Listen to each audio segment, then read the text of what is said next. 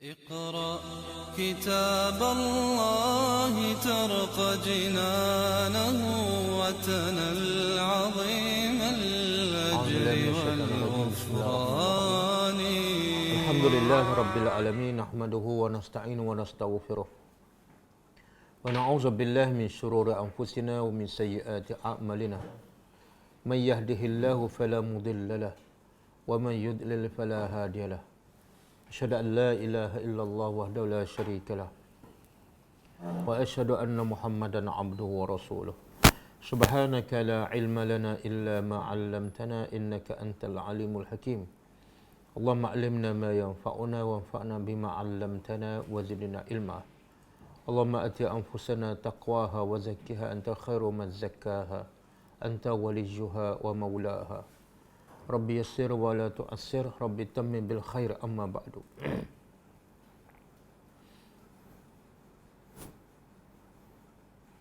Okey, insya-Allah hari ini kita sambung tadabbur surah Ibrahim. Kita berhenti sampai ayat 36.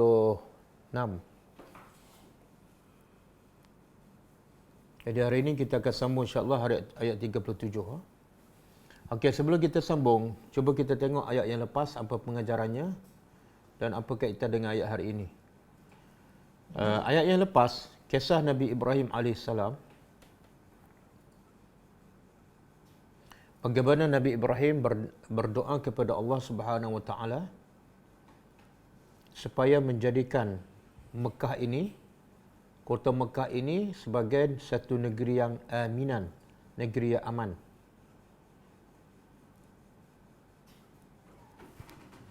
Dan Allah makbulkan doa Nabi Ibrahim AS.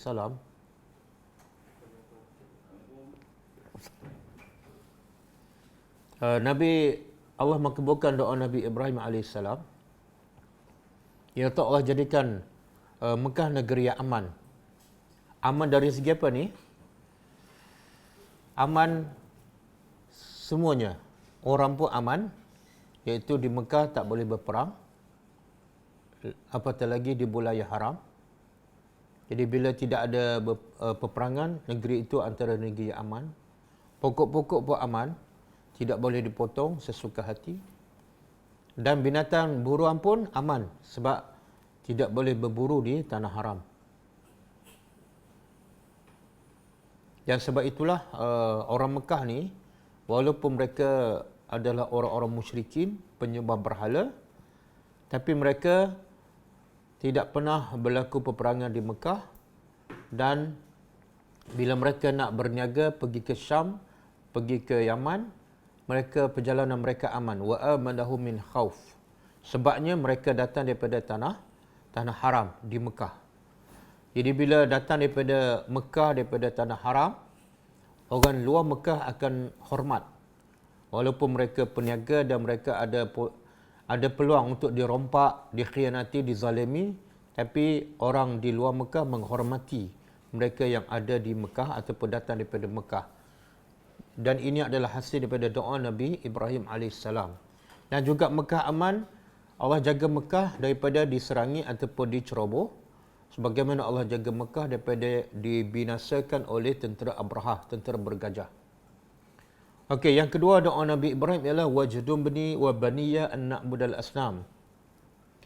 Ya Allah, jauhlah aku dan anak keturunan aku daripada menyembah berhala.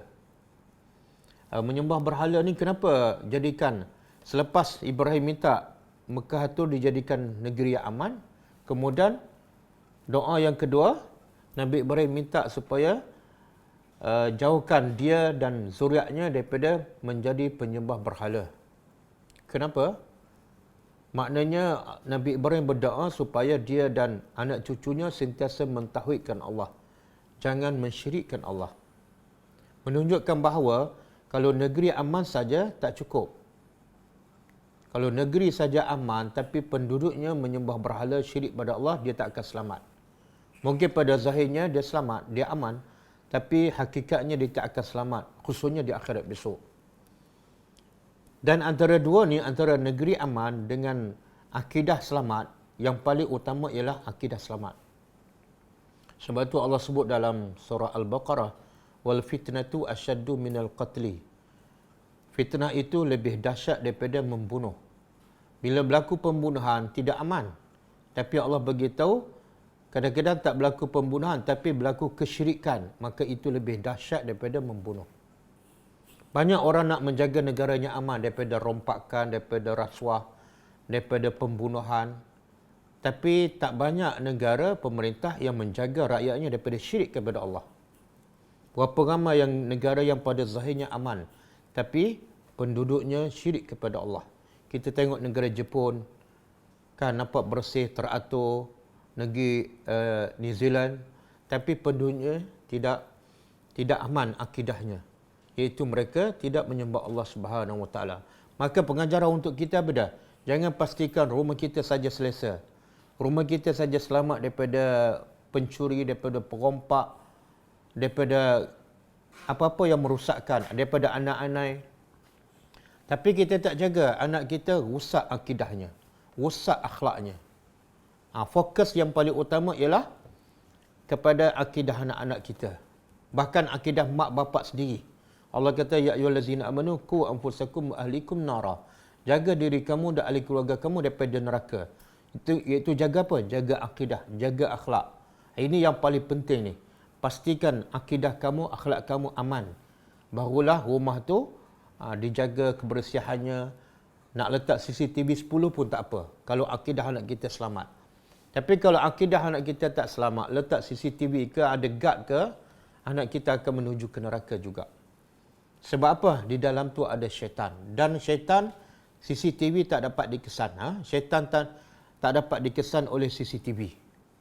Letaklah 10 CCTV pun, syaitan yang dalam rumah, yang merosakkan anak kita, melalui TV ke, gadget ke apa ke, itu tak dapat dikesan oleh CCTV. Maka sebab itulah doa Nabi Ibrahim, selamatkan aku dan anak-anakku daripada menjadi penyembah berhala. Dan saya pernah sebut sebelum ni, berhala zaman Nabi dan sebelum tu berbentuk. Sehingga sekarang pun ada berhala yang berbentuk, daripada kayu ke, daripada batu ke.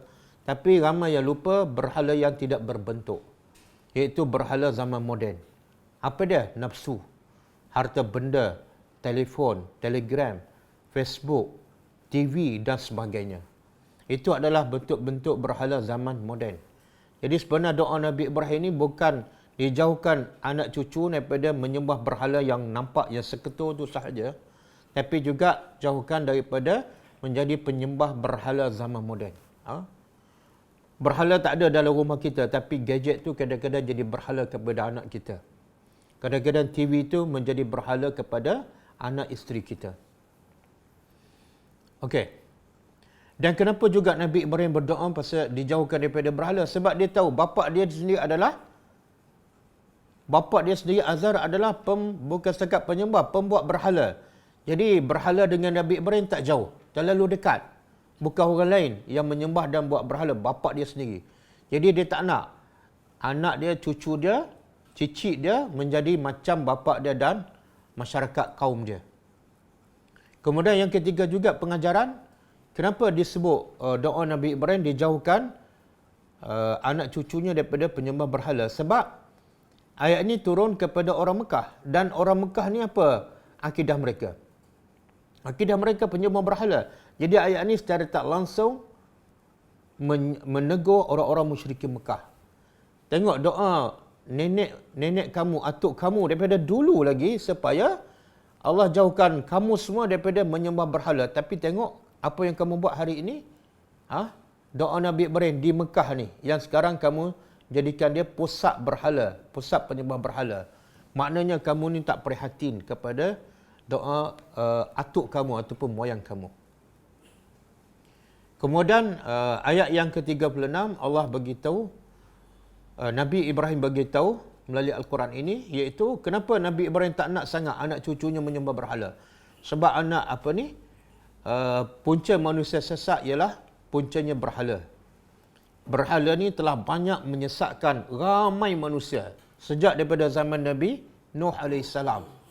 Mula-mula dia buat patung berbentuk ulama ataupun orang-orang yang soleh.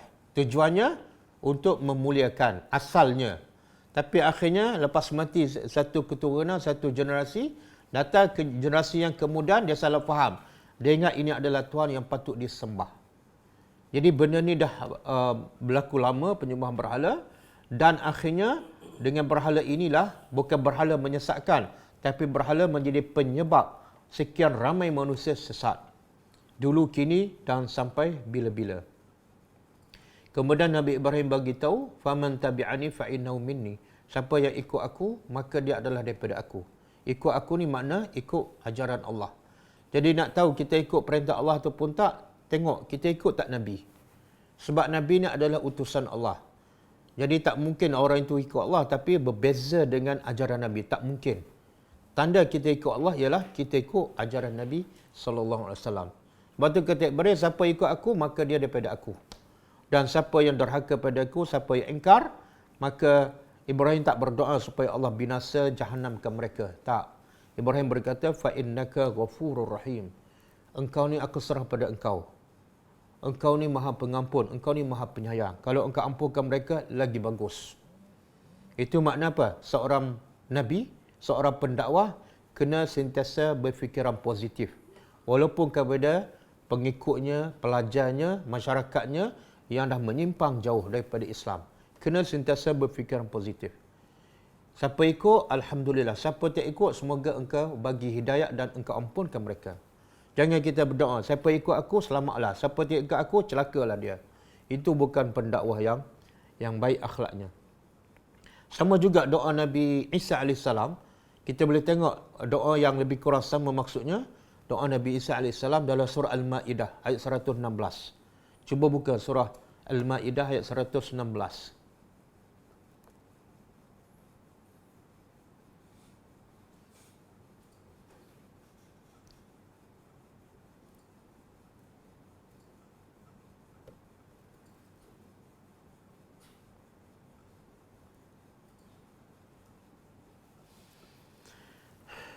Ayat 118. 118. Apa kata Nabi Isa? A'udzubillahi minasyaitonirrajim. In tu'azzibuhum fa innahum ibaduka wa in taghfir lahum fa innaka antal azizul hakim. Sekiranya engkau mengazab mereka, maka mereka itu sebenarnya hamba engkau juga, bukan orang lain. Jadi kalau engkau menyeksa mereka, menurunkan azab, sebenarnya mereka itu hamba engkau juga, bukan orang lain pun. Kemudian wa in taghfir lahum, tapi sekiranya engkau mengampunkan mereka, fa innaka antal azizul hakim. Engkau maha perkasa lagi maha bijaksana. Jadi apa message doa Nabi Isa ni? Iaitu Nabi Isa nak supaya Allah ampunkan kaum dia. Walaupun kaum dia derhaka ataupun syirik dan sebagainya. Makna minta doa diampunkan supaya Allah bagi hidayah pada mereka. Dan Nabi bila baca, Nabi kita SAW bila baca doa ni, Nabi menangis. Nabi tak nak berdoa supaya Allah turunkan azab pada umatnya. Tapi Nabi nak sebagaimana doa Nabi Ibrahim, sebagaimana doa Nabi Isa AS. Ya Allah, ampunlah umat-umatku. Sesungguhnya mereka tu tetap hamba-hamba engkau. Jadi pengajaran untuk kita, bila kita berdakwah ke, bila kita menyampaikan kebaikan, orang tak nak terima, orang dengar, orang tak nak dengar, bahkan mungkin orang pulau, orang maki kita. Jangan marah. Jangan balas dendam. Tapi milikilah sifat hati yang mulia, orang yang berlapang dada dan orang yang berjiwa besar. Semoga Allah bagi hidayah pada kamu. Kalau kamu tak beriman hari ini, mungkin minggu depan. Kalau tak minggu depan, mungkin tahun depan. Dan semoga Allah matikan kamu dalam keadaan beriman. Ini orang pendakwah yang berjiwa besar. Jangan doa yang tak baik pada musuh kita. Okey? Jadi ayat hari ini, ayat 37, sambungan kepada doa Nabi Ibrahim. Kalau doa sebelum ni, supaya Allah jadikan Mekah negeri aman. Yang kedua, jadikan penduduk Mekah jauh daripada menyembah berhala. Sentiasa mentauhidkan Allah. Maka doa hari ini adalah doa seterusnya Nabi Ibrahim. A'udzubillahi minasyaitonirrajim. Rabbana, wahai Tuhan kami. Wahai Tuhan kami. Inni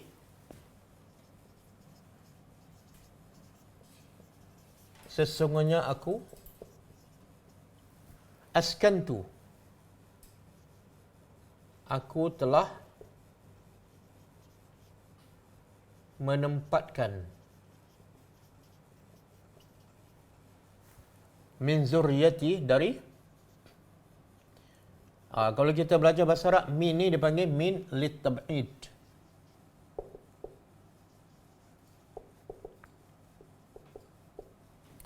Litab'id daripada perkataan ba'dah. Apa makna ba'dah? Sebahagian. Sesungguhnya aku telah menempatkan sebahagian daripada zuriatku, bukan semua. Sebahagian dari zuriatku.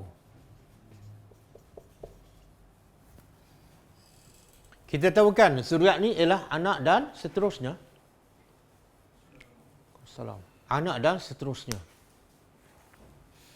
Okey, anak Nabi Ibrahim ni ada berapa?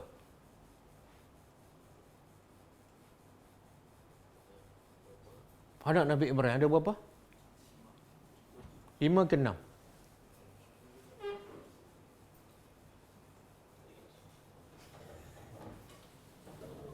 Ha? Apa dia? 2. Siapa dia? Pertama? Ismail dengan? Yang mana dulu? Ishak dulu ke Ismail dulu? Tak. Ismail dulu. Kan dia kahwin mak kepada Ishak, Sarah. Dia kahwin dengan Sarah, tak dapat anak. Kemudian Hajar ni adalah hamba kepada Sarah. Jadi akhirnya Sarah hadiahkan Hajar kepada Ibrahim. Ibrahim pun kahwin. Lepas kahwin, dapat anak. Ketika itu Sarah cemburu. Sarah tak ada anak lagi. Sebab cemburu itulah Nabi Ibrahim bawa Hajar dan Ismail ke Mekah. Jadi anak Ibrahim 2, Ismail dan... Jadi yang Nabi Ibrahim tempatkan anaknya di Mekah siapa? Ismail. Ishak duduk kat mana? Palestin. Sebab tu dalam bahasa Arab tengok min, bahasa Arab, bahasa Al-Quran tepat. Allah tak kata askantu, Ibrahim tak berdoa askantu zuriyati. Sebab bukan semua zuriat Ibrahim duduk di Mekah. Ismail di Mekah, Ishak di Palestin. Sebab tu min ni untuk menunjukkan sebahagian, bukan semua. Sebahagian daripada zuriatku. Ismail. Lepas tu siapa lagi? Siapa lagi zuriat Ibrahim yang duduk kat Mekah? Nabi Muhammad. Nabi Muhammad adalah daripada keturunan Nabi Ismail. Sebab itulah kebanyakan para Nabi daripada Bani Israel. Dan mereka ni diutuskan untuk Bani Israel, bukan untuk orang Mekah. Orang Mekah ni bangsa Arab. Jadi orang Mekah ni tidak ada Nabi dalam tempoh yang lama. Daripada Nabi Ibrahim sampai daripada Nabi Ismail sampai Nabi Muhammad. Berapa lama tu? Mereka tidak ada Nabi. Yang Nabi datang antara Ismail dengan Nabi Muhammad, semua Bani Israel. Dan pusat dia di mana? Di Palestin. Lepas tu kalau kita tengok surah Yasin kan? Surah Yasin. Siapa hafal awal-awal surah Yasin? Selepas Yasin lah. Yasin dah hafal kan? Yasin wal Quranil Hakim. Kemudian? Innaka laminal. Lepas tu? Ala siratin. Lepas tu? Tanzilil Azizur Rahim. Lepas tu? Litunzira qauman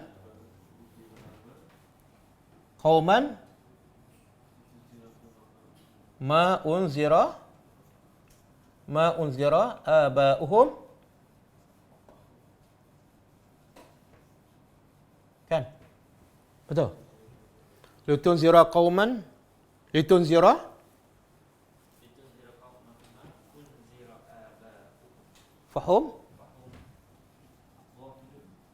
fahum ghafilun. Allah kata apa? Quran ini diturunkan supaya apa? Litunzira, supaya engkau ni Nabi Muhammad. Tunzira memberi peringatan qauman pada kaum. Kaum yang mana ni? Sifat kaum ni ialah ma unzira, yang ma tidak. Unzira yang tidak diberi peringatan aba'uhum. Bapa-bapa mereka fahum ghafilun, lalu mereka, jadi apa maksud? Kaum yang tidak diberi peringatan kepada bapa-bapa mereka. Apa maksud? Jarak dia antara Ismail dengan Nabi Muhammad ni. Antara Ismail kemudian dengan Nabi Muhammad. Jadi kaum ni duduk kat tengah-tengah ni. Berapa lama bapa mereka, nenek moyang mereka tidak ada rasul. Boleh? Sebab itulah ada ayat mengatakan, Allah kata apa? Wa ma kunna mu'azzibina hatta nab'atha rasulah. Kami tidak akan azab sesuatu kaum sehingga kami utuskan rasul.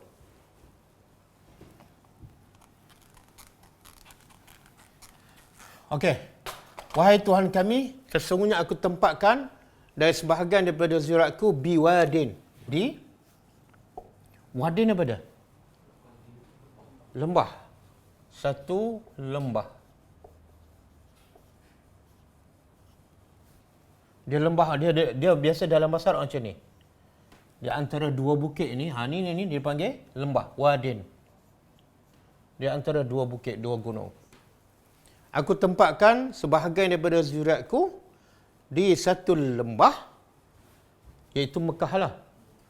Apa sifat Mekah ni? Ghairi zi zar'in. Yang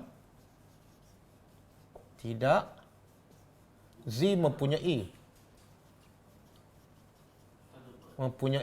zar'in, tanaman ataupun tumbuhan. Tengok bahasa Arab.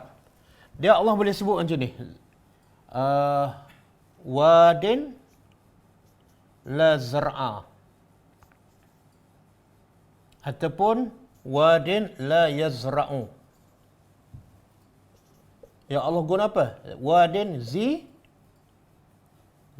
ghairi zi zar'in. Tengok bahasa Arab. Kalau Allah kata wadin la zar'a, wadin yang tidak ada tumbuhan. Makna apa ni? Ataupun la yazra', wadin yang tidak menumbuhkan tumbuhan. Makna apa ni? Maknanya satu masa dia akan tumbuh. Tapi kalau Allah guna ghairi zi ni makna sahib, mempunyai.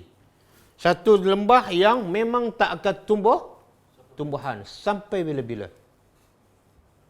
Kalau kita tadabbur baru kita faham. Apa maksud zi? Zi ni makna satu lembah, satu tempat yang tak akan tumbuh sampai bila-bila. Sebab tu Nabi kata salah satu tanda kiamat, apa dia? Tumbuh-tumbuhan di Mekah. Itu tanda kiamat, bukan sebab itu adalah satu benda kebiasaan. Boleh faham? Okey? Jadi, satu lembah yang tidak ada tumbuhan. Di mana ni? Indah di sisi baitika. Rumah engkau al-muharram. Yang haram ataupun yang diharamkan. Apa maksud yang diharamkan? Haram ni makna benda yang tak boleh kan? Lawan dia halal. Jadi apa maksud Mekah tu ialah tanah yang diharamkan? Iaitu ada di tempat lain amalan perbuatan setengah tu halal. Tapi bila masuk Mekah je perbuatan yang sama jadi haram. Contoh apa dia? Cabut pokok. Kalau kat Jeddah boleh, kan? Di Malaysia boleh. Memburu binatang di Jeddah boleh, Malaysia boleh, masuk Mekah je tak boleh. Kalau pakai ihram lagi banyak pantang larangnya, kan? Nak potong kuku tak boleh, nak cabut bulu tak boleh, nak bersama suami isteri pun tak boleh. Jadi bila diharamkan sebahagian amalan, menunjukkan apa? Menunjukkan apa? Kemuliaan tempat tu. Dan Mekah ni bukan setakat sebahagian amalan tu amalan haram. Tapi kalau kita buat dosa, bertambah tak? Berganda tak? Berganda tak? Kalau buat amalan, berganda kan? Tapi kalau buat dosa, berganda tak? Berganda. Okey, kalau amalan, kalau solat kan, satu digandakan berapa? 1000 Madinah. 100,000 kan? Tapi kalau buat dosa berganda tak?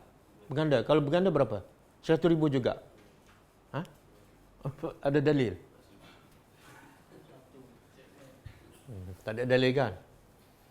Yang Allah sebut ialah dalam Quran tak sebut.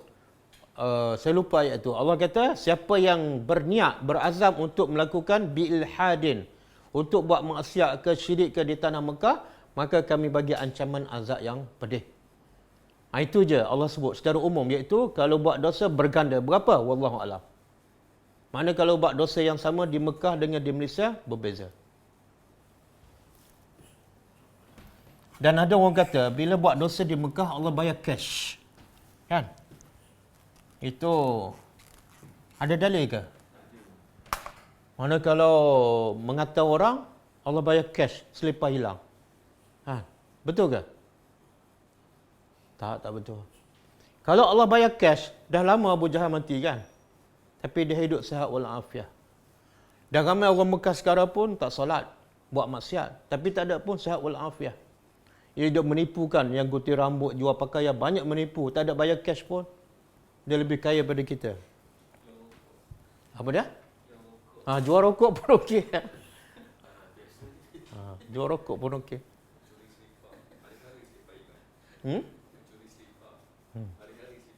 Yalah.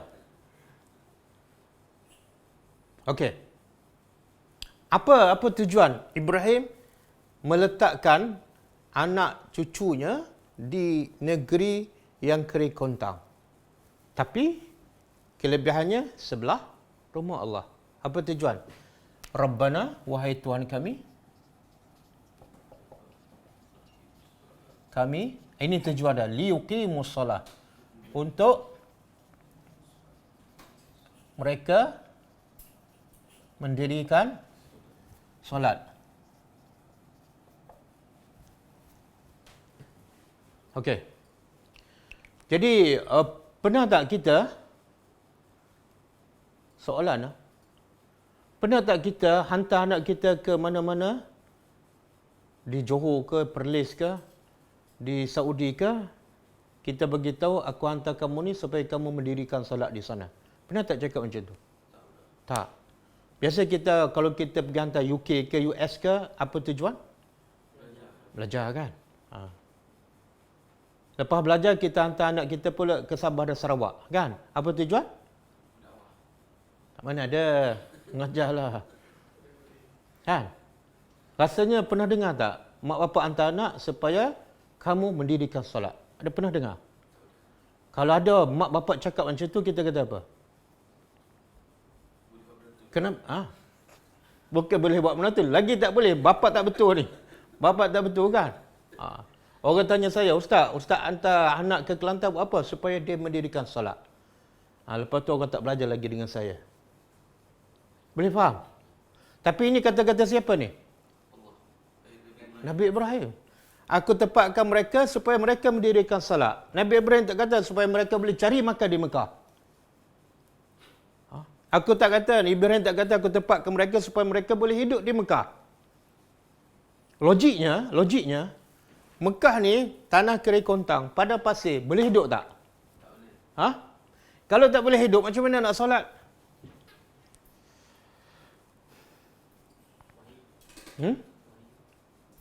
Takkan nak makan wahyu je?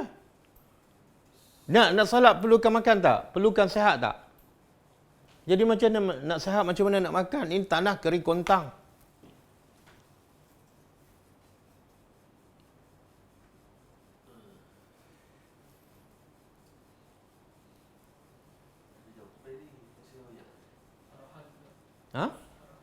Arahan?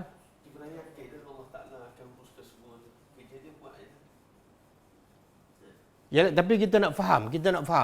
Apa kaitan duduk kat tanah kering kontang untuk solat? Kehidupan kita, tujuan kehidupan kita yang paling utama apa dah? Beribadat kan? Okey, beribadat ni adakah solat saja? Tak. Solat tu hanya sebahagian daripada ibadat. Dan tujuan yang lebih besar daripada itu ialah sebagai khalifah. Sebagai pemimpin, sebagai pendakwah kan. Tapi kenapa salat?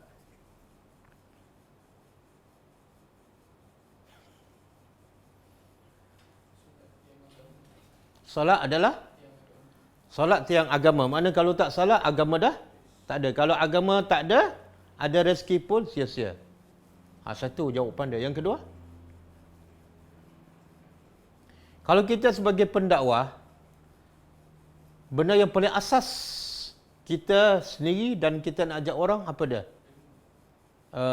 Ialah ilmu dan untuk mendirikan solat. Sebab solat tu sendiri dapat mencegah kemungkaran. Betul tak? Tujuan dakwah apa dia? Dan tujuan solat apa dia? Innas salata tanha anil fahsya'i wal munkar. Allah begitu jelas tujuan salat. Untuk apa? Untuk mencegah mungkar dan perbuatan keji. Jadi dalam salat ada tak unsur dakwah? Adalah. Sebab itulah siapa yang salat tapi tak mencegah kemungkaran, mana salat dia tak betul. Sebab tujuan salat supaya mencegah kemungkaran. Kalau dia salat tapi buat kemungkaran, makan macam apa ni? Macam orang makan, lepas tu dia makan racun. Dia makan untuk sihat, tapi makan racun pula untuk merosakkan kesihatan dia. Jadi siapa yang salat lepas tu buat kemungkaran, macamlah dia buat benda baik, lepas tu dah hapuskan kebaikan dengan tidak mencegah kemungkaran. Jadi kaitan salat ni, Ibrahim sebut supaya mereka mendirikan salat. Pertama, sebab salat adalah ibadat utama. Salat tiang agama. Bila mendirikan agama. Bila tak mendirikan, menghancurkan agama. Yang kedua, salat ni ada unsur dakwah. Kalau kamu nak mencegah kemungkaran, kena betul kat sini. Dengan salatlah memberi kekuatan untuk kamu berdakwah, untuk mencegah kemungkaran. Okey. Kemudian soalan, kenapa Nabi Ibrahim letak isteri dia dengan Hajar, isteri dia Hajar dan anaknya yang masih baby Ismail di padang pasir yang tidak ada tumbuhan, tidak ada manusia? Allah boleh tak arahkan Ibrahim letak di tempat yang ada pokok-pokok, ada sungai, kan? Ada air terjun. Boleh tak? Kenapa? Kita nak faham ni. Allah bukan nak bagi kesenangan tak pada hamba dia. Allah sayang tak pada hamba yang beriman. Ibrahim ni siapa? Khalilullah, kan? Jadi Ibrahim orang yang paling Allah sayang selepas Nabi Ibrahim. Tiba-tiba Allah perintah Ibrahim, pertama berpisah dengan isteri. Bukan bercerai lah, duduk jauh. Yang kedua, pergi letak pula isteri di tempat yang kering kontak. Assalamualaikum. Jadi apa rahsia? Apa rahsia?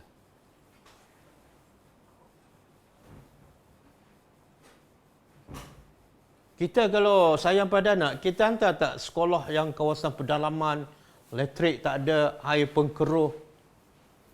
Hantar tak? Tak hantar kan? Kalau kita hantar, orang kata apa pada kita? Bapa ni memang tidak ada rahmat, zalim. Tapi Allah hantar Ibrahim, perintah Ibrahim supaya hantar isteri yang dicintai di tempat yang elektrik, tak ada air, tak ada sungai, tak ada pokok, tak ada orang, tak ada kedai, tak ada makanan pun tak ada. Ibrahim tinggalkan sedikit makanan dan sedikit air. Duduk pula tengah padang pasir. Boleh faham soalan? Kenapa? Ujian pun janganlah letak tempat macam ni. Paling-paling kurang ada satu pokok ke, kan? Ataupun ada satu anak sungai ke. Ini baby ni. Kan?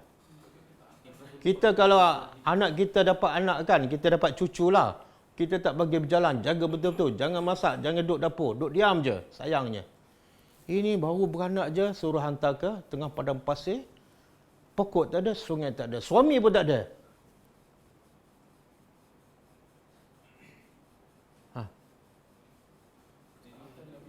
Jadi sebelum masuk hutan, ambil pengajaran, ya. Apa dia? Betul. Tapi soalannya, kenapa Allah letak tempat macam tu? Perempuan pula ni. Perempuan. Kalau Allah suruh Ibrahim duduk tempat ni, kan? Allah perintah kamu pergi duduk tempat ni. Bukan isteri, kamu dengan anak. Okey sikit kan? Sebab Ibrahim lelaki. Suami. Ini perempuan dengan baby.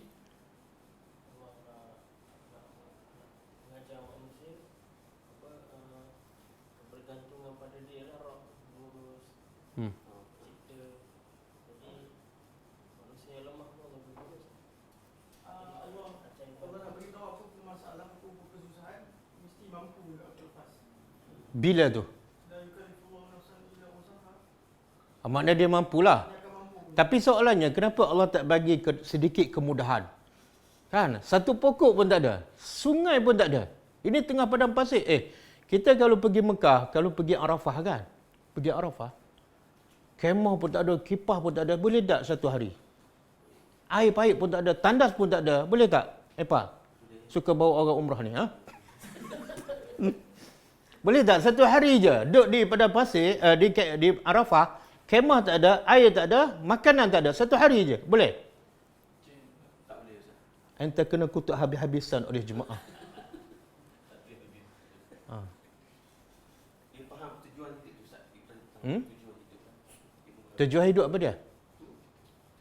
Tujuan dia untuk Allah, untuk akhirat, untuk agama, untuk tegakkan syariat Allah.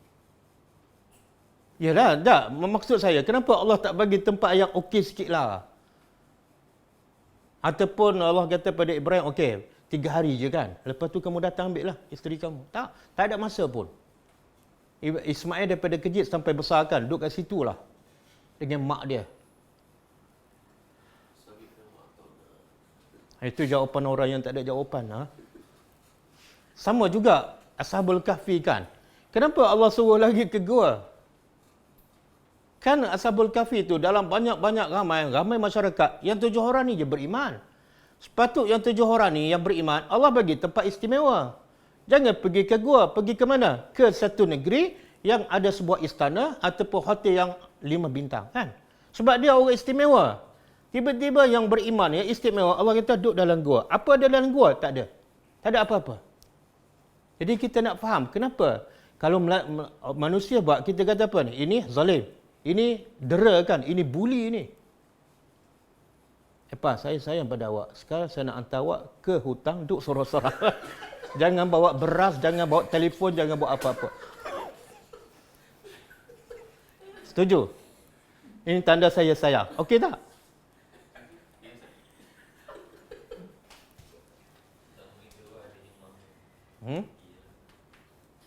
Nak faham tu. Oh, luar biasa sayang Allah pada hamba-Nya. Luar biasa. Kita berfikir terbalik kan? Kita hidup nak senang. Kena ada rumah pula ada TV, ada pai, ada air, ada elektrik, ada astro, semua lengkap. Tapi Allah bila sayang, Allah tarik semua.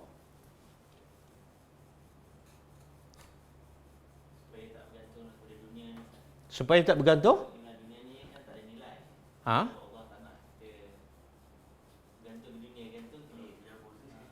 Lepas tu kalau bergantung pada dia, dapat apa? Mestilah pemilik langit dan bumi. Mesti takkan dia. Sebenarnya Allah nak bagi tahu dah dekat lah tu. Sebenarnya Allah nak bagi tahu. Manusia nak, yang paling utama manusia nak apa? Nak makan, nak rumah, nak kereta, nak ketenangan. Nak ketenangan. Berapa ramai yang ada rumah banyak tapi tak tenang. Berapa ramai yang makan melimpah tapi tak tenang hidup. Berapa ramai yang anak berjaya tapi tak tenang hidup. Berapa ramai yang boleh pusing satu dunia tapi tak tenang hidup. Betul? Jadi manusia nak tenang. Allah nak ajar. Kalau kamu nak ketenangan, caranya apa? Jangan bergantung pada apa-apa. Jangan bergantung pada apa. Sebab yang bagi ketenangan ialah aku. Jadi kalau kamu nak ketenangan, Allah kata apa? Faman tabi'a hudaya fala khaufun 'alaihim wala hum yahzanun. Siapa yang ikut petunjuk aku, bukan siapa yang memiliki harta, siapa yang ikut petunjuk aku, fala khaufun, maka dia tidak ada rasa takut ke atas mereka dan mereka tidak sedih. Jadi punca manusia tak bahagia sebab dua ni je. Satu ada rasa takut, yang kedua ada rasa sedih. Betul tak? Kadang-kadang lagi banyak harta, lagi takut. Lagi banyak musibah, lagi sedih. Tapi ada satu golongan manusia, mungkin harta tak ada, anak pun tak ada, tempat pun tak ada, rumah pun tak ada, tapi dia tidak takut, tidak sedih. Bila tu? Bila dia ikut perintah Allah. Dan sebelum ni kita baca ayat kan? Wassalamu surah Taha ayat 47. Cuba tengok. Wassalamu ala manittaba'al huda.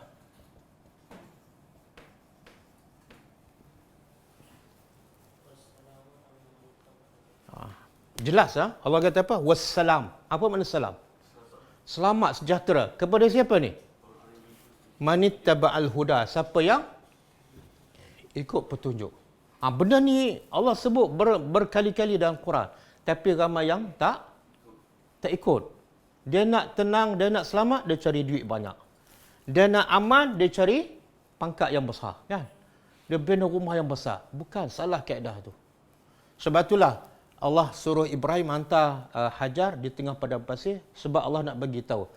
Kalau kamu nak tenang, bukan dengan rumah, bukan dengan pokok, bukan dengan sungai, bukan dengan makanan.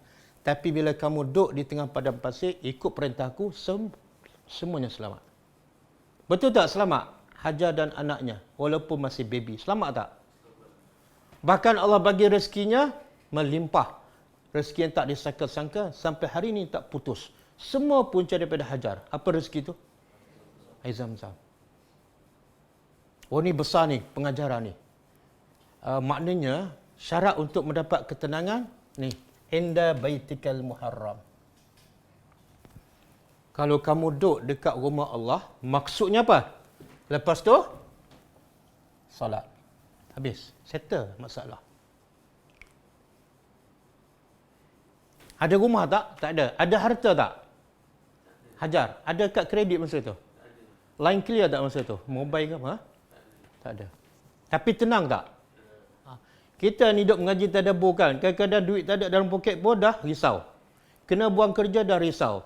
Pergi satu tempat, line tak clear dah, kelang kabut dah. Yang pertama kita tanya, line clear tak tempat tu Ustaz? Punyalah tak tenang.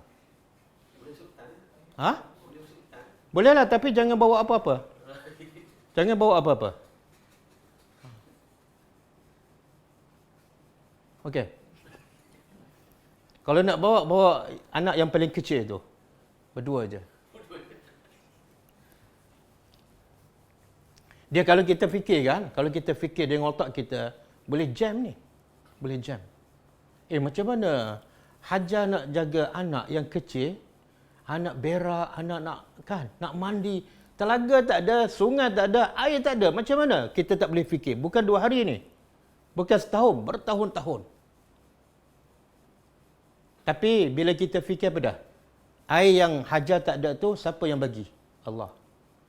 Allah yang bagi air, ada tak bersama dia? Sebenarnya, yang Hajar dapat lebih daripada air, lebih daripada sungai, lebih daripada pokok. Sebab apa? Allah pencipta segala-gala. Nak sampai tahap yakin macam tu. Sebab itulah Ibrahim mula-mula bawa Hajar kan? Daripada mana? Daripada Syam, Palestin. Jauh tu. Bawa sampai kat ni, wadi ni. Sampai kat situ, Ibrahim tak beritahu isteri dia. Nak ke mana, apa tujuan. Jadi isteri ni, isteri yang soleh ikut je. Isteri kita banyak tanya tak? Banyak tanya. Ada tempat dia nak ikut kan? Ada tempat, abang pergi seorang lah. Kalau berdakwah, abang pergi seorang kan? Kalau Turki, okey. London, saya pergi seorang pun tak apa. Abang tak pergi tak apa. Okey. Jadi, Hajar tak tanya. Sampai kat Mekah tu, Ibrahim tinggal. Ibrahim tak cakap sepatah pun. Ibrahim jalan je. Lalu Hajar panggil. Ya Ibrahim, kenapa kamu tinggal aku di sini? Baru tanya. Kenapa kamu tinggal aku di sini? Dengan budak anak yang kecil ni. Ibrahim buat tak tahu. Sebab Ibrahim tak diperintah oleh Allah untuk kita kalau nak tinggal isteri tempat macam tu, kita cerita 2 hari, 3 hari, 2 malam kan? Supaya dia tenang kan? Ibrahim, kali pertama dia tak jawab, kali kedua dia tak jawab, kali ketiga, Hajar tanya soalan lain. Adakah Allah yang perintah engkau supaya engkau tinggalkan aku di sini? Ibrahim jawab sepatah je, na'am. Dia pun jalan. Kalau dia cakap panjang, banyak lagi tak soalan. Perempuan memang macam tu, jangan jawab. Kita jawab sepatah, kita jawab 3 patah tak cukup kan? Tanya lagi. Habis besok nak makan apa ni? Pampers macam mana? Habis. Kita pun tak jadi pergi. Okeylah. Jadi bila Hajar bertanya, adakah Allah? Tengok soalan. Adakah Allah yang suruh? Ibrahim jawab, na'am. Apa kata Hajar? Izan lan yudayyi'una. Ni akidah ni. Ni yang tak belajar sifat 20 ni. Kata Hajar, kalau Allah yang perintah, lan yudayyi'una. Allah sama sekali tak mungkin mengabaikan kita. Pergi. Akidah tu. 2 patah je. Kalau betul Allah perintah, okey balik, pergi. Sebab apa? Tak mungkin Allah mengabaikan kita. Jadi dia bukan tengok padang pasir, dia tengok siapa yang suruh. Bila Allah yang suruh, Allah yang mencipta langit, takkanlah tak boleh bagi makan dia dengan baby, kan? Allah mencipta segala-gala tak boleh, takkanlah tak boleh nak jaga dia dan Ibrahim. Kita tengok apa kalau nak masuk hutan? Tengok apa?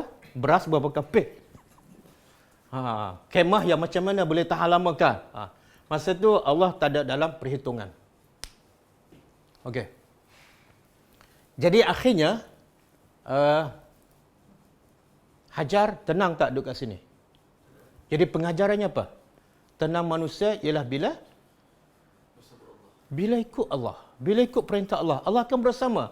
Mustahil saya nak bagi analogi kan. Kita ada perompak pencuri kat luar kan, ada orang jahat. Tiba-tiba ada polis, seorang, ketua polis, duduk bersama kita dengan pistol dia. Kita ada rasa tenang tak? Ada rasa tenang tak? Sebab apa rasa tenang? Dia bukan Tuhan. Dia polis je. Sebab apa?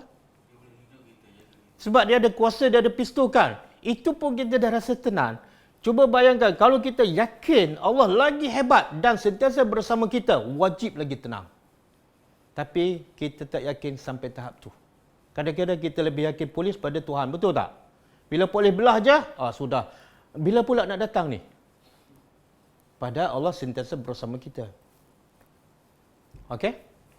Dan pengajaran di sini juga, tidak ada cara lain untuk kita mencari ketenangan. Melainkan dengan apa? Dengan mentaati perintah Allah. Ramai yang mengadukan penyakit apa? Kemurungan. Kan?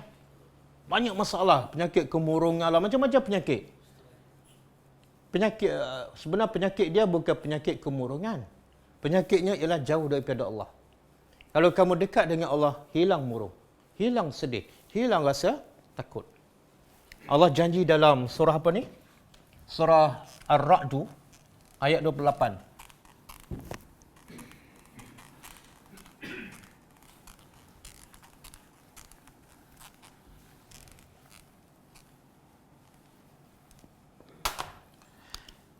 Allazina amanu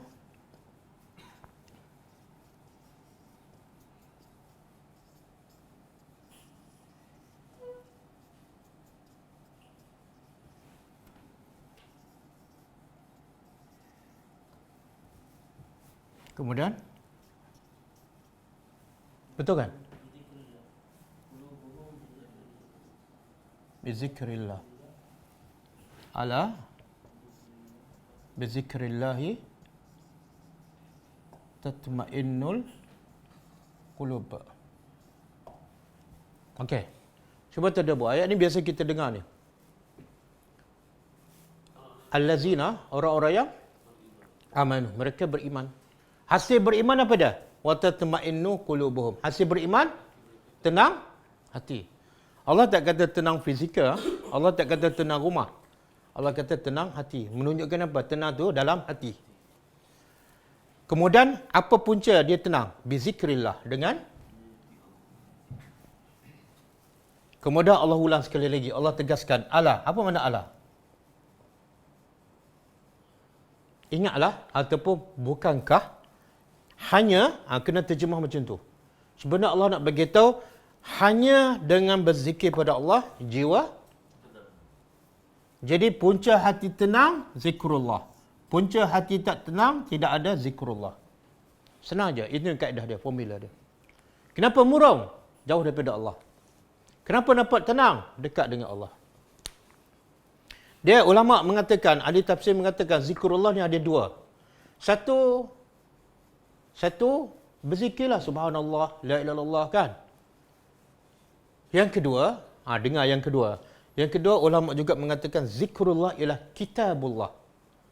Iaitu hanya dengan kamu, dengan kitab Allah, jiwa kamu akan menjadi tenang. Maksud apa? Dengan kamu tadabbur satu-satu, dah faham, dah ikut, rasa tenang je. Tak risau dah. Tadabbur lagi tenang. Lagi tadabbur, lagi tenang. Makna apa? Siapa yang tak tadabbur, dia tak akan dapat tatma'innul qulub. Sebab hajah ni jadi tenang sebab apa? Ikut perintah Allah. Dan kita macam mana nak ikut perintah Allah? Supaya dapat ketenangan. Dengan faham ayat Allah. Sebab semua perintah Allah ada dalam Quran. Dalam 6,000 ayat tu banyak perintah Allah, banyak larangan. Kalau kita tak faham, ada kemungkinan kita tak laksanakan. Itulah punca jiwa kita tidak tenang. Okey. Semoga Allah memberi ketenangan. Percayalah, saya rasa pelajar-pelajar tadabbur boleh cerita pengalaman masing-masing. Sebelum ni kita tak tadabbur Al-Quran, kita baca je tapi tak faham. Dengan sekarang kita dah faham sedikit demi sedikit. Ada tak perbezaan? Ada tak rasa lebih tenang dibanding dengan dulu? Dan anak-anak kita bila kita ajar mereka tadabbur, adakah keadaan mereka lebih terurus dibanding dengan dulu? Boleh bagi pengalaman. Saya dapat maklumat ada seorang pelajar tadabbur, dia akan buat tesis master, kajian tentang kesan tadabbur Al-Quran dalam kehidupan individu, keluarga dan masyarakat. Jadi dia akan buat soal kaji selidik kepada setiap pelajar tadabbur. Dia nak tengok kesan tu setakat mana kesan belajar tadabbur Al-Quran. InsyaAllah kita bagi sokongan.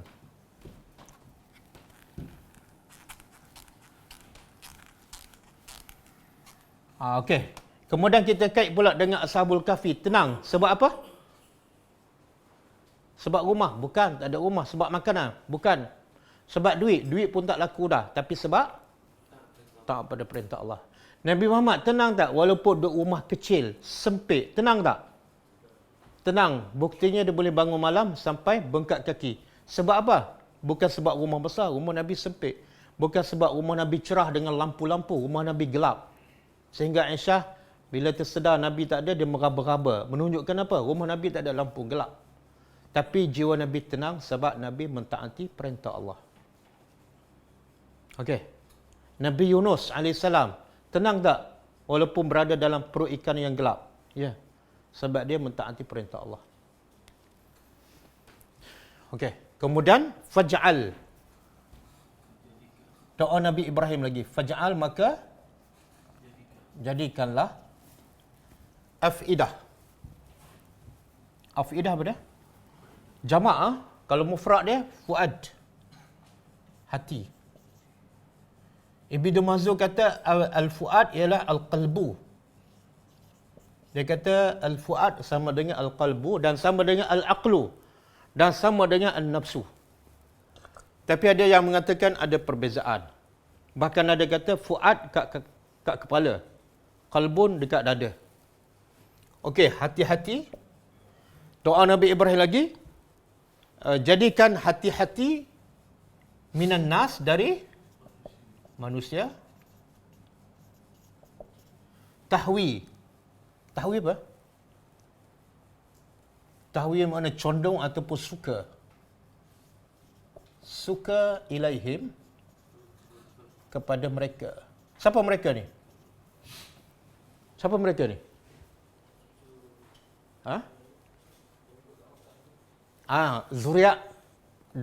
Zuriat Nabi Ibrahim yang mendirikan salat.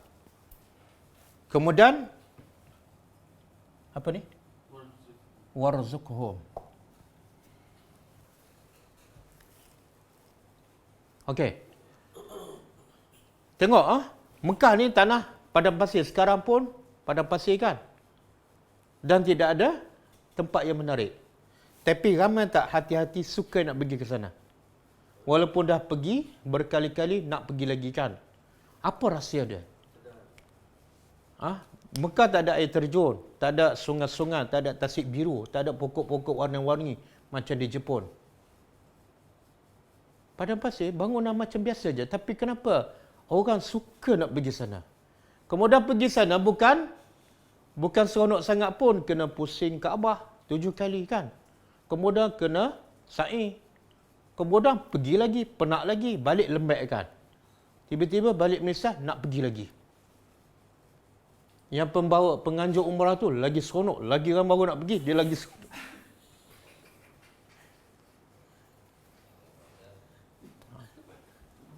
Berbeza tak? Tempat yang menarik, cantik, macam New Zealand ke kan?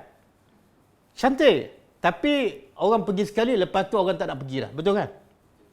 Sepatut hati lebih cinta nak pergi berulang kali tempat yang macam mana? Tempat yang cantik. Mekah tak ada apa-apa kelebihan langsung. Pokok pun tak ada. Tengok bangunan je kan? Tapi hati nak pergi lagi. Apa sebab? Kadang-kadang orang kita lagi melampau apa dia cerita pada orang pula. Saya dah 15 kali pergi. Jadi soalan dia, kenapa orang suka nak pergi tempat tak ada tarikan apa-apa? Rahsianya inda baitikal muharram. Rahsianya ialah bila kita pergi ke sana jiwa kita tenang. Bila solat kita lebih khusyuk. Kenapa? Maknanya Allah nak beritahu apa? Syarat nak tenang bukan tempat, bukan rumah, bukan hotel 5 bintang. Syarat nak tenang kamu buang dunia. Buang dunia, fokus hanya kepada Allah. Tenanglah ibadat kamu. Khusyuklah. Wa man dakhalahu kana aminan. Siapa yang masuk Mekah dia aman. Tapi balik rumah, masuk rumah serabut balik kan. Ya Allah, bersepah. Jadi kadang-kadang jemaah bertanya, Ustaz, kenapa bila saya pergi Mekah salat khusyuk je? Nak bangun pagi mudah je. Pukul 3 pagi. Kat rumah saya pukul 8 pagi subuh. Jadi kenapa tiba-tiba jadi mudah terbalik? Jawapannya ialah sebab kamu betul-betul pergi kerana nak beribadat pada Allah. Kamu tinggal urusan dunia. Kosongkan jiwa daripada cinta dunia. Dan kita solat di Malaysia tak khusyuk. Zikir pun tak khusyuk. Baca Quran pun tak khusyuk. Sebab apa? Dalam kepala kita banyak urusan dunia. Okey? Okey. Warzuqhum, dan berilah rezeki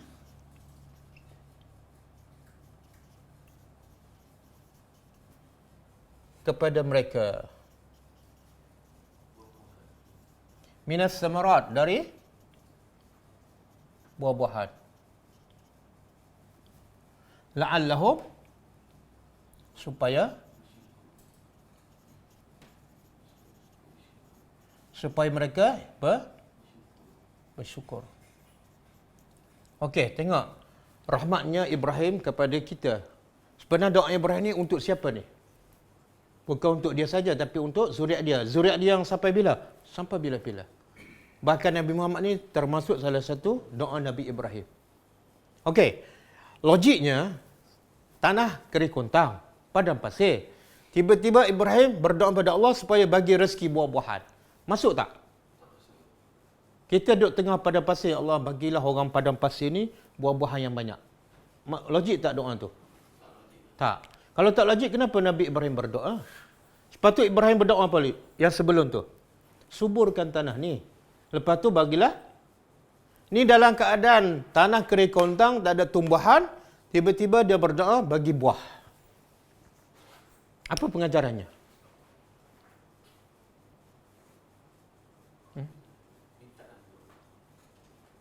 Apa dia? Minta je. Minta je dengan Allah. Sebab apa? Sebab kalau Allah nak bagi buah, tak mesti tanah tu subur.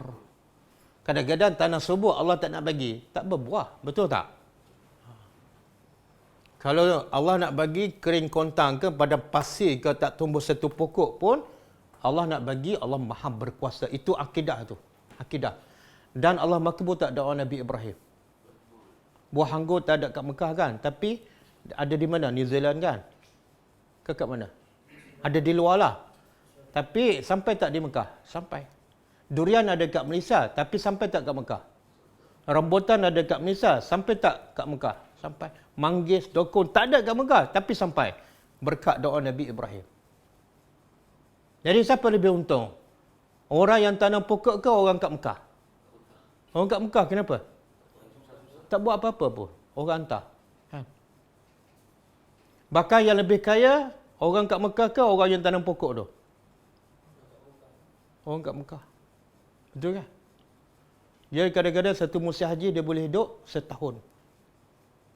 Setahun. Okey. Dan tujuannya apa?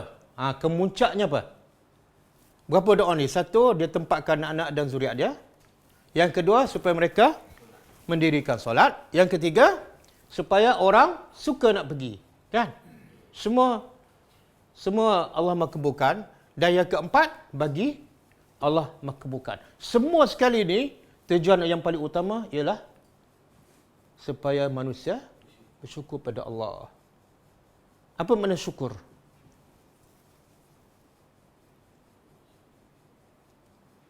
Apa makna syukur? Ini soalan yang rasa yang ke-11. Apa makna syukur? Syukur dalam bahasa Arab ialah asyukuru ta'atul al-mun'im. Simple je. Syukur ialah taat kepada mun'im, pemberi nikmat.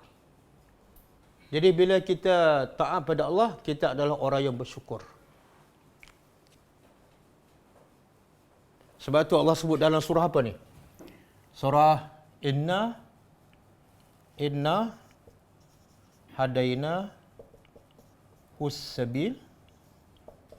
Inna hadaina hussabil imma syakiran wa imma kafura. Surah Al-Insan kan? Ayat berapa? 3. Allah kata sesungguhnya kami tunjuk pada manusia jalan. Jalan keburukan, jalan kebaikan. Apa hasilnya? Allah nak tengok sama ada dia syukur, taat ataupun kufur. Itu je. Jadi sama doa Ibrahim, kemuncaknya bukan supaya dia solat. Kemuncaknya bukan supaya dia makan buah. Tak. Kemuncaknya supaya zuriat aku ni betul-betul bersyukur di atas semua nikmat ni. Jadi bila kita solat, kita ada tanggungjawab. Dengan solat tu Allah bagi hidayat pada kita untuk solat. Kita kena tambahkan lagi syukur. Allah kata apa? La in syakartum. Kalau kamu bersyukur, kalau kamu taat, aku akan tambah. Jadi akhirnya syukur ni ada musim tak? Mensyukuri Allah. Ada musim tak? Tak ada. Kenapa tak ada? Kenapa tak ada?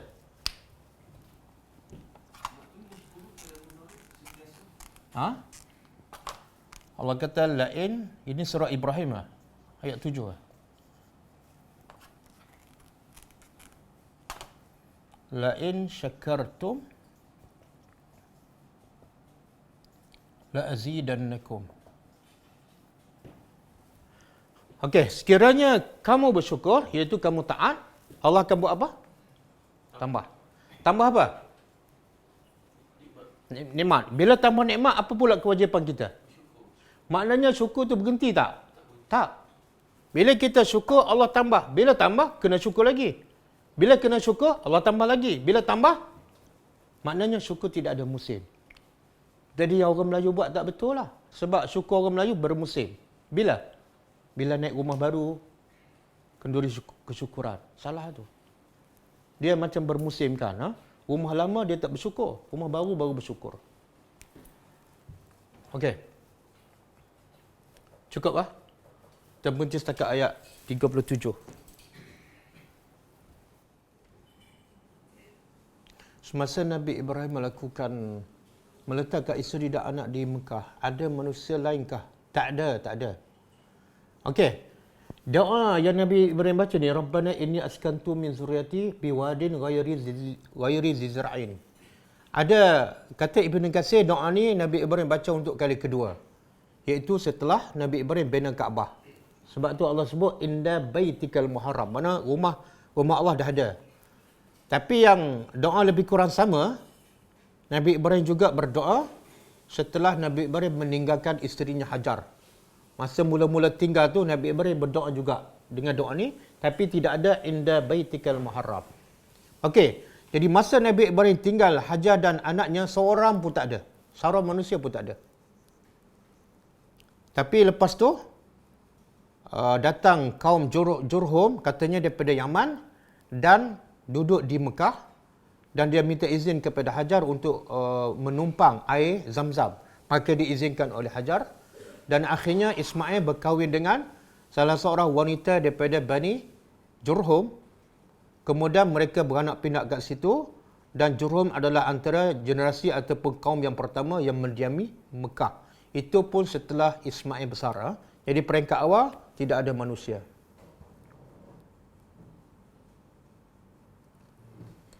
Mohon pencerahan ayat 35 surah Sad.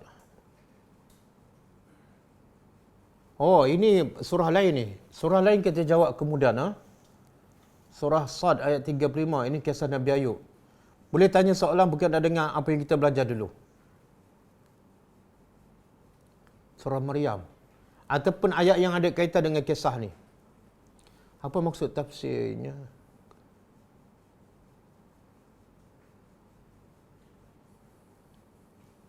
Angkat dulu dia. Saya utamakan soalan yang berkaitan dengan apa yang kita belajar hari ini. Saya amal doa ni.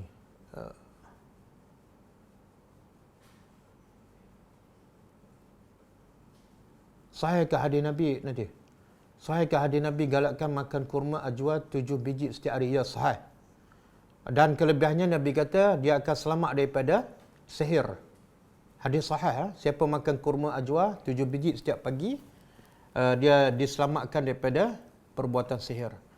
Ada ulama mengatakan kurma lain pun boleh, sebab kalau kurma ajwa saja, maka kebaikan tu terbataslah kepada, pertama, nak miliki kurma ajwa bukan senang. Yang kedua, mahal.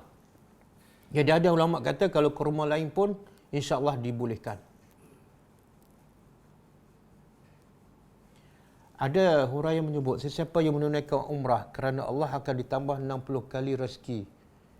Bagi yang menunaikan haji kerana Allah akan ditambah. Tak betul, tak ada hadis sahih. Orang kita suka percaya skin cepat kaya ni, yang tak kaya-kaya pun.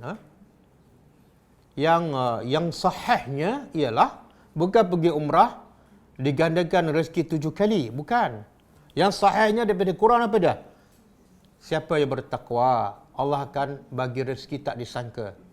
Kalau tak disangka tu mungkin lebih daripada 70 kali ganda. Jadi ikutlah panduan Al-Quran. Jangan ikut apa yang disebut oleh manusia yang tidak tahu sumbernya daripada mana. Siapa yang bertakwa pada Allah, Allah akan wa yarzuqhu min haitsu la yahtasib. Allah bagi rezeki yang tak disangka. Sekiranya kita merasakan diri sendiri banyak dosa dan benar-benar nak bertaubat kembali kepada Allah, merasakan masa dah singkat, mungkin ada sakit yang kronik, apa boleh kita lakukan untuk dapat masuk syurga tanpa hisab? Perlu taubat dan belajar tadabbur atau bagaimana, Ustaz? Tak, pintu taubat akan sentiasa terbuka. Penyakit kronik ke apa ke, selagi mana kita akal waras, kita boleh bertaubat. Dan Nabi beritahu yang tak boleh bertaubat 2 keadaan je. Bukan sebab penyakit kronik, tapi pertama sebab nyawa sampai ke halqum. Masa tu taubat apa pun Allah tak akan terima. Yang kedua, bila terbit matahari daripada sebelah barat. Jadi selagi tidak ada dua ni, kita berhak, layak untuk bertaubat walaupun dosa kita banyak mana. Allah sebut dalam surah Az-Zumar, "Qul ya ibadiyallazina asrafu ala anfusihim la taqnatu min rahmatillah innallaha yaghfiruz dzunuba jami'a." Allah kata, wahai hamba-Ku yang melampau. Ini bukan dosa biasa ni, melampau. Allah kata apa? Jangan sekali-kali berputus asa daripada rahmat-Ku. Jangan putus asa daripada bertaubat. Kenapa Allah beritahu? Sebab Allah yaghfiru dzunuba jami'a. Allah akan ampunkan dosa semua sekali. Walaupun banyak, walaupun dosa-dosa besar, Allah akan ampunkan. Selagi nyawa belum sampai ke halqum dan matahari belum terbit daripada sebelah barat, bila cukup syarat bertaubat, Allah akan terima. Dan salah satu cara nak selepas bertaubat, kena belajar tadabbur Al-Quran. Sebab selagi kita tak tadabbur Al-Quran, kita tak mungkin berada di jalan yang benar. Dan juga kena belajar sunnah-sunnah Nabi. Nabi kata, aku tinggal kamu dua perkara, Quran dan sunnah. Kalau kamu pegang betul-betul, kamu tak akan sesat. Jadi selagi tak pegang pada dua-dua ni, bertaubat macam mana pun, kita tetap akan sesat. Wallahu a'lam.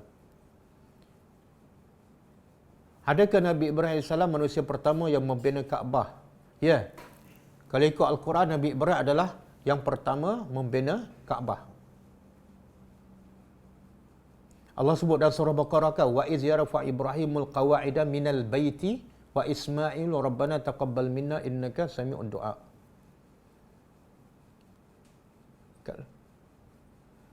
Bagaimana majlis kesyukuran yang patut kita lakukan?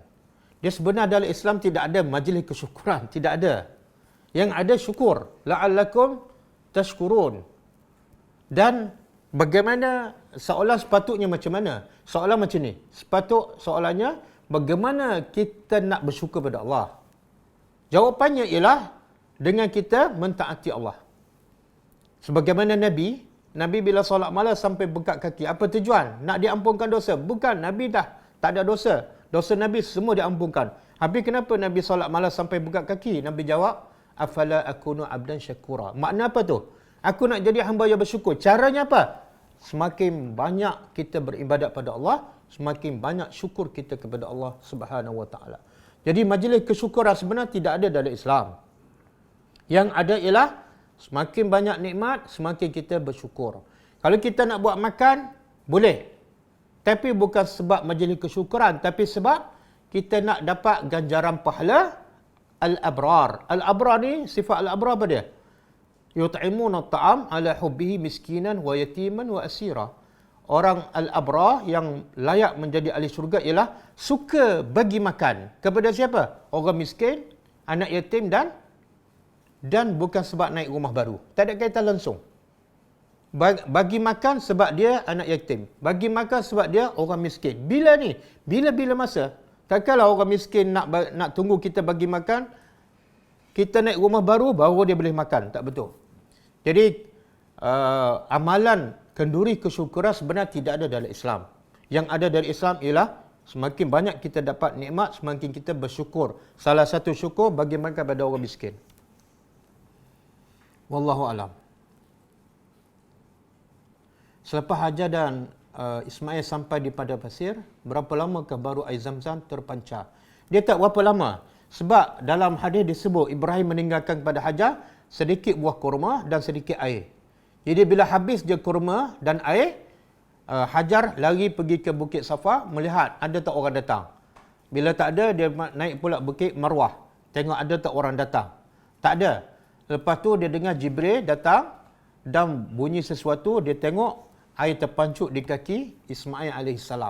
Jadi tempoh antara dia duduk di padang pasir dengan terpancuknya air Zam-Zam tak lama, sekadar habis makanan. Wallahu a'lam. Nabi Ishaq dilahirkan selepas Kaabah dibina semula.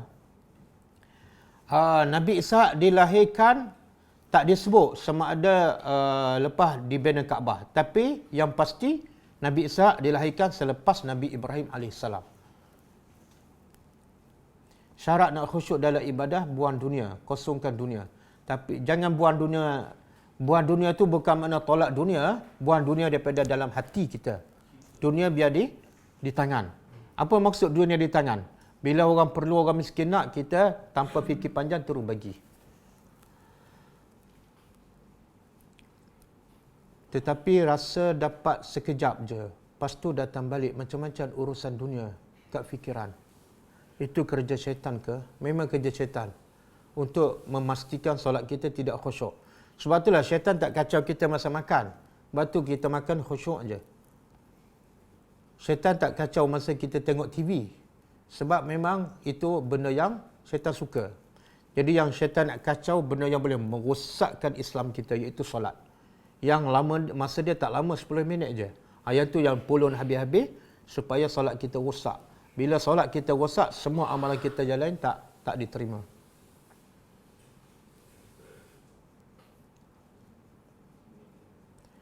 Selepas ditinggalkan oleh Nabi Ibrahim, apa yang dijadikan makanan oleh Hajar dan anak-anaknya, sedangkan tak ada pokok pun. Jadi Allah keluarkan air Zam-Zam. Tapi Allah tak sebut apa yang dimakan oleh Hajar dan anaknya selepas itu. Jadi bila Allah tak sebut, tak perlu kita tanya. Bila Allah tak sebut, benda tu tak penting. Yang penting Allah jaga Hajar dan anaknya Ismail AS dan mereka sihat walafiat sampai besar. Makan apa tak penting. Satu. Yang kedua, kadang-kadang Allah ni kalau nak bagi orang tu hidup tanpa makan, boleh tak? Boleh je. Ashabul Kahfi 309 tahun tanpa makan. Jadi kadang-kadang kita bertanya soalan sebab kita fikir logik akal kita. Makan apa? Tak. Fikirlah kehebatan Allah. Allah boleh bagi orang tu hidup tanpa makan. Allah boleh bagi orang tu hidup tanpa dengan minum air Zam-Zam sahaja. Wallahu alam. Bagaimana? Raja Kumaran. Raja Kumaran dari mana ni? Raja Kumaran. Boleh report sikit. Dari mana? Boleh kita jumpa? Minum-minum kopi? Bagaimana nak berdakwah kepada orang Muslim kaya, tapi kaki maksiat, tidak solat dan melakukan dosa-dosa besar? Kalau berdakwah kepada orang miskin dengan cara memenuhi keperluan mereka, kalau kepada orang kaya, bagaimana? Dia sebenarnya dakwah ni ikut situasi orang tu. Kalau orang tu miskin, kita bagilah makan dulu. Kalau orang tu kaya, jangan bagi makan, jangan bagi duit. Kita tengok apa yang diperlukan. Yang diperlukan oleh orang kaya yang sombong ialah ilmu. Jadi kita tundukkan keegoan dia, kesombongan dia dengan Al-Quran. Berapa ramai yang kaya yang rasa sombong, tapi bila mendengar ayat Quran, dia menjadi orang yang merendah diri dan akhirnya dia menjadi orang yang beriman. Jadi tidak ada asas ataupun sumber dakwah yang paling berkesan melainkan Al-Quran. Jadi Quran ini sebenarnya sesuai untuk semua golongan. Untuk orang miskin sesuai, untuk budak-budak sesuai, untuk orang kaya pun sesuai. Sebab itulah kita belajar sirah Nabi kan. Hari-hari pertama dakwah yang Nabi bawa, semua jenis manusia beriman. Orang miskin beriman. Seperti Bilal bin Rabah, seperti Zaid bin Harisah. Orang kaya pun beriman. Seperti Abu Bakar, seperti Osman bin Affan, Abdurrahman bin Auf. Itu peringkat awal. Dan kanak-kanak pun beriman. Seperti Sayyidina Ali. Menunjukkan apa? Quran sangat sesuai untuk digunakan sebagai bahan dakwah kepada semua jenis manusia. Wallahu alam. Memang pastilah kita nak mengerjakan umrah berkali-kali, tapi afdalnya duit itu kita pergi umrah ataupun sedekah untuk menafak. Kita dah belajar amalan yang paling Allah suka bukan umrah berkali-kali. Amalan yang paling Allah suka bukan umrah berkali-kali. Amalan yang paling Allah suka ialah kita berjalan menunaikan hajat saudara kita walaupun sekejap sahaja. Tapi bila kita tunaikan hajat dia sangat gembira. Ya Allah, itulah amalan yang paling Allah suka. Daripada kita pergi umrah berkali-kali. Jangan memberi keuntungan kepada ejen pelancongan. Sedangkan orang miskin kelaparan. Kita ada unsur-unsur pentingkan diri. Kalau kita pergi umrah berkali-kali, sedangkan orang miskin begitu ramai lapar, kita ada unsur pentingkan diri. Sedangkan dalam Islam Allah sebut sifat orang yang beriman, wa yu'siruna ala anfusihim walau kana bihim khasasah. Orang beriman ialah mengutamakan orang lain walaupun dia sendiri lapar. Ini dia kenyang, masih utamakan diri dia walaupun orang lain ramai yang lapar. Jadi kepada ejen-ejen syarikat pelancongan, kurangkan bawa orang pergi ke umrah. Tapi bawalah orang pergi berdakwah ke kampung-kampung, cari orang miskin, bantu mereka. Bolehkah kita membaca doa Ibrahim ini selepas melakukan tawaf? Jangan baca. Ini doa Nabi Ibrahim je. Takkan nak tinggal anak bini kat tengah padang pasir. Ini doa untuk Nabi Ibrahim je. Ada doa yang kita sesuai baca bila-bila masa. Ada doa tak sesuai. Adakah nasihat Ustaz untuk wanita di dalam kebergantungan pada Allah atas kisah ayat ini? Dia sebenar, kita nak bergantung pada Allah, bergantung kepada apa? Setakat mana kita nak bergantung pada Allah, sebenarnya bergantung kepada apa? Setakat mana kita kenal Allah? Setakat mana kita yakin pada Allah? Setakat itulah kita bergantung pada Allah. Tapi kalau kita pun tak kenal Allah ataupun tak yakin, ya ke tak ni? Allah betul tak bagi rezeki ni? Betul tak Allah bantu aku? Kita tak akan bergantung pada Allah. Kita akan tetap bergantung pada selain pada Allah. Jadi asasnya, setakat mana kita kenal Allah, setakat mana kita cinta Allah, setakat itulah kebergantungan kita kepada Allah Subhanahu wa taala. Dalam surah Al-Baqarah ada juga ayat yang sama maknanya doa Nabi Ibrahim. Ya, ada. Dan Allah SWT ada jawabnya. Allahu Akbar. Itu bukan soalan. Dah.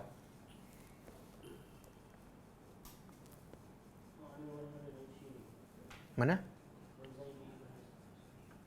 Mohon pencerahan berkenaan makna berhala dan syirik. Dia berhala ni, apa-apa yang disembah selain daripada Allah, sama ada dia berbentuk fizikal, macam batu ke, daripada kayu ke, ataupun apa-apa yang disembah selain daripada Allah, seperti pokok, seperti matahari, seperti apa lagi, nafsu. Bahkan Nabi kata apa? Ta'isa abdul dinar. Celakalah hamba kepada duit. Jadi kadang-kadang duit pun boleh jadi berhala. Jadi apa saja yang kita sembah selain daripada Allah, dia adalah bentuk berhala. Sama ada berhala berbentuk kayu ke batu, ataupun berbentuk duit, ataupun berbentuk dunia. Wallahu a'lam. Apakah ada ayat-ayat Quran khusus untuk kita baca dalam salat taubat? Tak ada. Nabi tak sebut. Nabi hanya sebut siapa yang berdosa, kemudian dia ambil wuduk dua rakaat, dia ambil wuduk, kemudian solat 2 rakaat. Nabi tak sebut baca surah apa. Nabi ini rahmat lil alamin. Kalau Nabi sebut setiap solat kena ada surah tertentu. Solat lepas zuhur surah tertentu. Solat sebelum subuh, kita akan jadi susah dan kita tak akan solat. Itulah rahmat Nabi. Nabi tak tetapkan surah supaya kita bebas. Dan supaya orang yang tak hafal surah tu, yang tak hafal surah panjang, boleh baca je apa yang dia hafal. Wallahu a'lam. Kisah Nabi Ibrahim suruh Nabi Ismail cerai isteri pertama sahih. Betul, sahih. Jadi Nabi Ismail ni kahwin dengan daripada kaum Jurhum.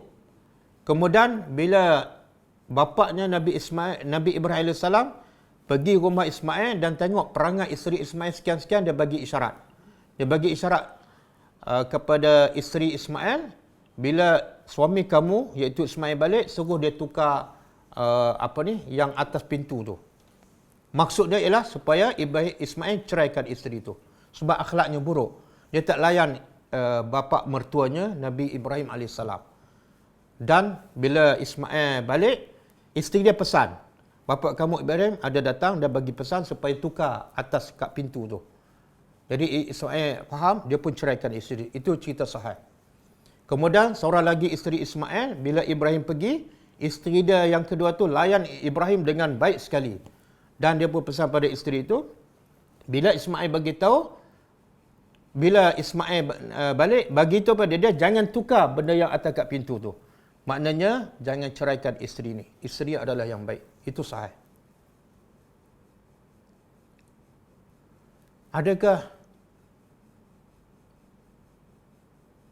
doa Nabi Ibrahim impak sehingga pada umat hari ini mendapat Adakah Baitullah telah ada sewaktu dunia wujud? Tak ada. Jadi pendapat paling kuat yang pertama membina Baitullah, ialah Nabi Ibrahim AS. Mana sebelum tu tidak ada. Apa hukum seseorang itu percaya pada syirik? Contoh tangkal. Atau ada khadam masa mengubat sedangkan dia solat, puasa. Dia hukum dia syirik lah. Percaya pada syirik. Percaya pada bomoh. Percaya pada tangkal. Syirik dan terkeluar daripada Islam. Contoh dia percaya tangkal ni kalau buang dia datang penyakit. Jadi seolah dia nak bagi tahu dengan buang tangkal tu ada kuasa mendatangkan mudarat pada dia. Hukumnya syirik. Bahkan Nabi kata dalam satu hadis, siapa yang jumpa bomoh dan percaya apa yang bomoh cakap, maka dia mati bukan di atas agama Nabi Muhammad sallallahu alaihi wasallam. Kenapa ada pula yang nak bawa ajaran milah? Biasalah, kenapa ada orang nak menyesatkan orang? Kan Allah dah beritahukan manusia ni akan sesat. Wa qalilun min ibadiyas syakur. Sedikit sekali yang dapat hidayah, yang bersyukur. Sebahagian tu yang sesat dan juga menyesatkan orang. Itu sunnatullah. Bahkan iblis iblis bersumpah di hadapan Allah, dia akan menyesatkan manusia sampai hari kiamat. Kenapa Nabi Ibrahim nak jadi sebagai umat? Kenapa Nabi Ibrahim nak jadi sebagai umat Nabi Muhammad? Saya tak pastilah ada tak doa Nabi Ibrahim yang dia minta nak jadi umat Nabi Muhammad. Saya tak pasti ada ataupun tak. Jadi saya tak boleh jawab soalan tu. Dari ayat 36 surah Ibrahim ni, apakah maksud cucuku termasuk kita semua? Dia ada pendapat mengatakan maksud cucuku ialah keturunan Nabi Ismail AS, keturunan bangsa Arab. Jadi pendapat pertama, semua orang Arab keturunan Nabi Ismail AS. Pendapat kedua mengatakan semua umat Nabi Muhammad adalah termasuk daripada zuriat Nabi Ibrahim AS.